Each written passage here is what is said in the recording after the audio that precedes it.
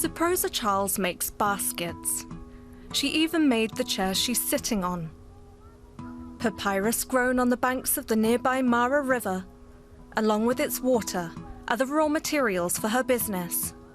But that's not all the river provides for the people of Mara Sabora village. During the dry season, the Mara River is the only source of water, so we use it for drinking, bathing and washing clothes. The Mara River in northwestern Tanzania is a lifeline for local villagers. They have to travel almost 3 kilometers to collect fresh water.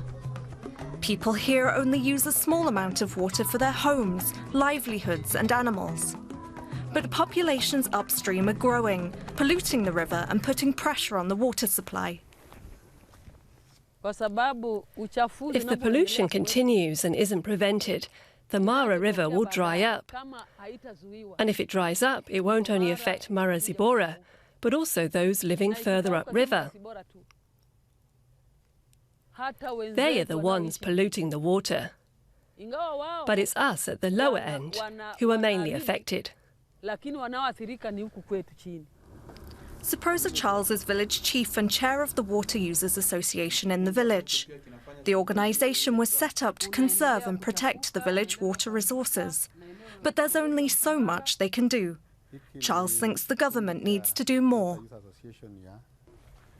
John Satuma is a coordinator for a project working with the government to do just that. He's come to Mara Sabora to find out how much water people use and how the river has changed over time. He and his team want to make sure there's enough water for people living all along the river. They want to boost biodiversity too. We also require water for environmental flow. Basically, the minimum amount of water that should be left within the river to flow downstream and take care of both the animals and the vegetation within the river basin. The Mara River project is funded by the International Climate Initiative and implemented by the Nile Basin Initiative. The social survey is just one element. This farmer is looking to expand his field of crops.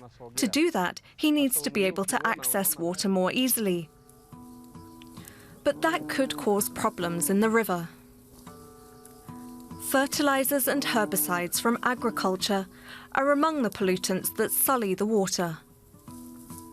The people are farming up to the riverbanks, and by that, they cause soil erosion, which gets into the water channel and goes all the way down to Lake Victoria, and also reducing the depth and the width of the channel of the river.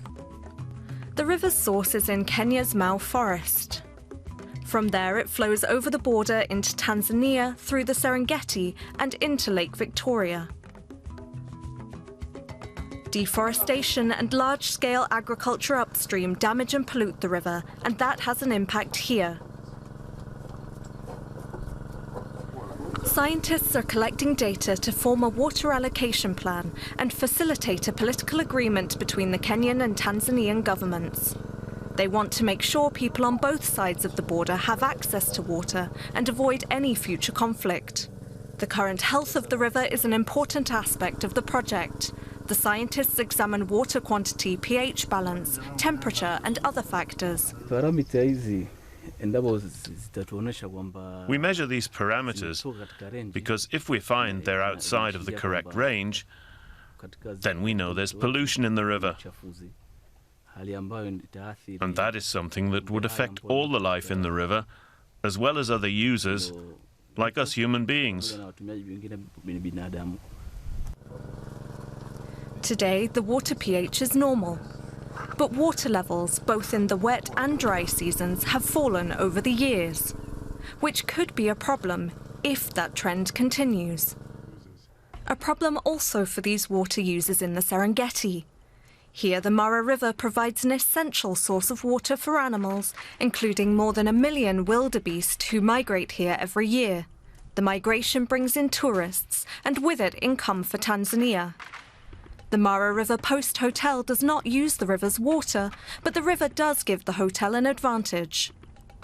I think the hotel could not be here if the river could not be here as well, because the river attracts a lot of games or animal. So it attracts a lot of clients, a lot of tourists to come here because of the animal. Making sure those animals get enough water on both the Kenyan and Tanzanian sides of the border. That's also an important part of the agreement that will be drawn up.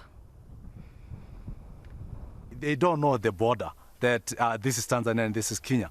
And the migration, when they move from Serengeti, whereby it's found in Tanzania, they go into Kenya, whereby it is a Masai Mara Game Reserve. So they always overlap the whole territory. So we have really a very big task for the two countries to make sure that we preserve this river. Back in Mara Sabora, Saprosa Charles fears there could come a day when the water in the Mara River stops flowing. The Mara River is very important for me because, as you know, without water, there's no life. Only an agreement between Tanzania and Kenya will ensure there is a future for Saprosa Charles and for all the people and wildlife who rely on the river.